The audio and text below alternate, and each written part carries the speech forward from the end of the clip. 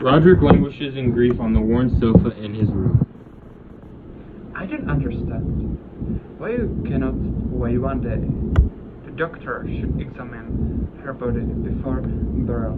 What good did he do her in life? None. He will not touch her now, I forbid it. But perhaps an autopsy would reveal. No, we shall bury her ourselves in the family crypt tonight.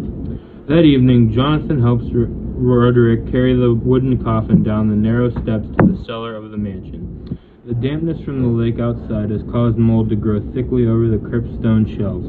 The burial done, Jonathan returns to his room. Unable to sleep, he picks up a pen and writes in his notebook he brought with him.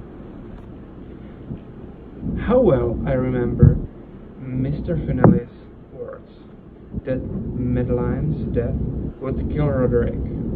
I cannot leave him now in this grief-stricken state. Perhaps in a few days more I can persuade him to live with me. For several days, Jonathan tries desperately to cheer his friend, but Roderick refuses even to step outside.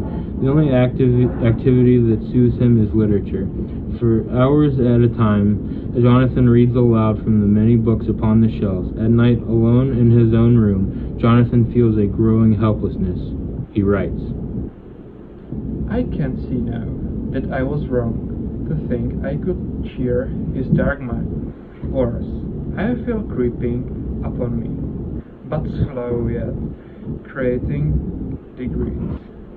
The wild influence of Roderick's fantastic superstitions about his house. He sets down his pen, he stands, paces, then returns again to the desk. If I do not leave soon, I am afraid I too will become a prisoner of this house of ashes. On the 8th day after the burial of Lady Madeline, Jonathan wakes suddenly during the night. He sits up, gasping. Outside, a storm is approaching. He hears the tortured breath of the wind rising across the lake. The tattered draperies rustle uneasily. The moaning, creaking sounds within the house fill him with alarm. I must get out. I must get out of here. Not tomorrow, not tonight. Now, at once. He throws on his clothes and starts for the door. Just as he is about to undo the latch, a knock sounds. Jonathan, I must speak with you. Jonathan opens the door, and mad hilarity is in Roderick's eyes. Have you not seen it?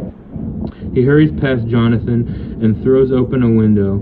The fury of the entering gust nearly lifts him off his feet. The wild wind and racing clouds give the night a terrible beauty. A blood-red moon hangs low in the sky, now visible, now blotted by the knotted clouds. You must see. Look! Vapors rising from the dying lake glow in an unnatural light. Evil spirits enshroud the house. We are their prisoners. It's only gases, riding from the lake. Jonathan stares at Roderick. Grief for his dead twin has turned Roderick's skin to wax. He looks near death himself. Something terrible has happened. Can you not feel it? Can you not hear it? Let me close the window. The air is chilling and dangerous too. Jonathan struggles to close the window against the wind. Then he leads Roderick to the chair near the door. Do not leave me alone in this house. Jonathan's eyes close the door. He could escape. He should. Leave while you are able. The doctor had warned him.